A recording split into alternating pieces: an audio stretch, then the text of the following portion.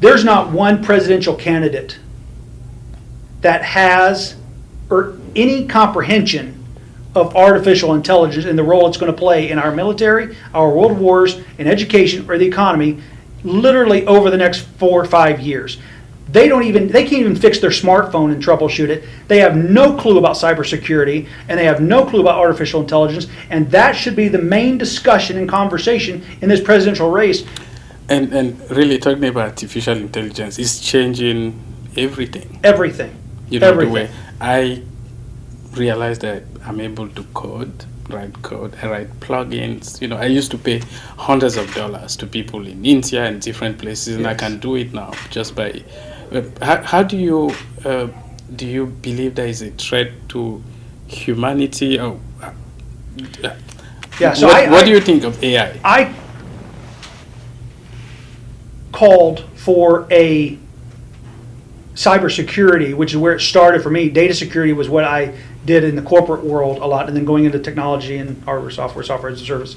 But it started for me in data security.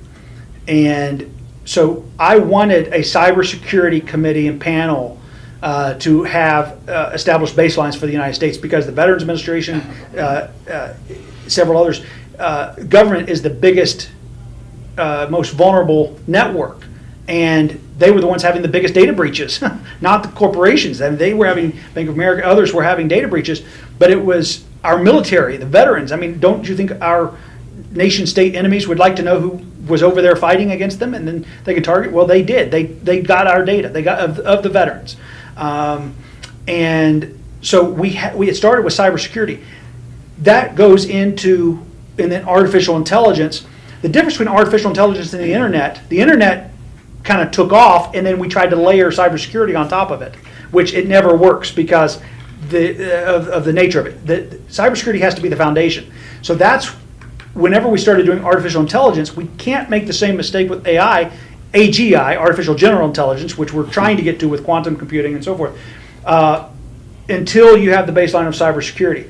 It will change. We have to proactively have panels on artificial intelligence at the federal level. I was having a meeting a couple of years ago with the head of artificial intelligence for the Pentagon, and I just could not believe my ears. I had just gotten back from a foreign country where I was discussing things with their military and national security matters, and the person I was having these conversations with was more interested in getting to happy hour than it was really solving some problems. And I thought, our enemies are working 24 hours a day to defeat us, and you're worried about meeting some people and worried about your 3-week vacation.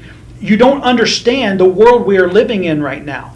And so I firmly believe that artificial general intelligence is great for the healthcare. It is great for a lot of business use cases, makes it more efficient. But the contrary side to that is it will be used for nefarious purposes, especially AGI. China, Russia, North Korea, they are all advanced. We are within weeks right now in terms of the competitiveness of where we are. We are within weeks of each other. That is very scary because it could be a species-ending event.